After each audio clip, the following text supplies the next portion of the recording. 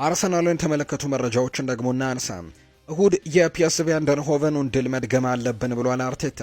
የአርሰናል ዋና አሰልጣኝ ሚኬል አርቴታ ቡድናቸው ከፒኤስቪ አይንድሆቨኑ ጨዋታ ድል በኋላ በጥሩ ስሜት ላይ መሆኑን ገልጸዋል። በጣም አስፈላጊ በሆነ ውድድር ላይ ምርጥ ምሽትም ነበር ያሳለፍነው ያሉት አሰልጣኝ ሚኬል አርቴታ የተጫወትንበት መንገድ የሁሉንም ሰው መንፈስም ያነሳሳ ነበር ሲሉ ይገልጻሉ። አክለውም አሁን ላይ የፓሪስ ሰን ዠርሜኑ ጨዋታ እሁድ በማንቸስተር ዩናይትድ ላይ ለመድገምም መሞከር አለብን ሲሉ ቡድናቸውንም አሳስበዋል። ቺዶ ኦቢ ማርቲን ክለቡን ሊለቅ እንግዲህ በውሳኔው ውስጥም እንዳልተሳተፍኩም አንደ ተጫዋችም ደግሞ መልቀቅ ጥሩ ነው፣ ነገር ግን ብሎ ከወሰነ ልታደርገው የምትችለው ምንም ነገር የለም ሲልም ነው አርቴታ የተናገረውና ቺዶ ኦቢ ማርቲን ክለቡን እንግዲህ ሊለቅ በውሳኔው ላይ ያልተሳተፍኩም ሲልም ነው የተናገረው አርቴታ።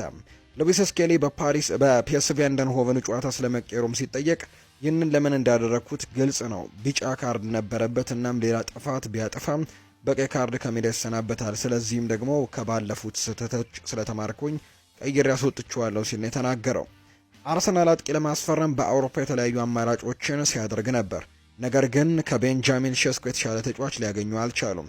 ይህ ማለት ደግሞ አርሰናል ቤንጃሚን ሼስኮን እንደሚያስፈርም ዋስትና ይሆናል ማለት አይደለም። አሌክዛንደር ኢሳክ ላይ ፍላጎት አላቸው፣ በክረምቱ የዝውውር መስኮትም የሚፈጠረውን እናያለን ሲል ነው ዳቪድ ኦርነስቲን መረጃውን ያጋራው። አርቴታ ስለ ሪካርዶ ካላፊዮሪም ሲናገር እሱ ከሌሎች ተከላካዮች በተሻለ የማጥቃትና የወደፊት እየሄደ መጫወት ችሎታ አለው፣ ይህንን ደግሞ ተረድቻለሁ ሲልም ነው የተናገረው።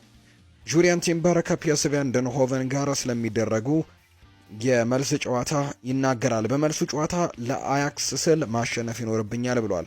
እንደሚታወቀው አያክስና ፒኤስቪ አይንድሆቨን በኔዘርላንድ ሊግ ኤር ዲቪዚየም ትልቅ ተቀናቃኝ ቡድኖች እንደሆኑ የሚታወቅ ነው። ባካሪ ሳኜ ይናገራል። ሊቨርፑል ከፓሪስ ሰን ዠርሜን ጋር ያደረጉትን ጨዋታ ካየሁኝ በኋላ ምናልባት ከዚህ በኋላ በሊጉ ሊዳከሙ ይችላሉ ብዬ አሰብኩኝ።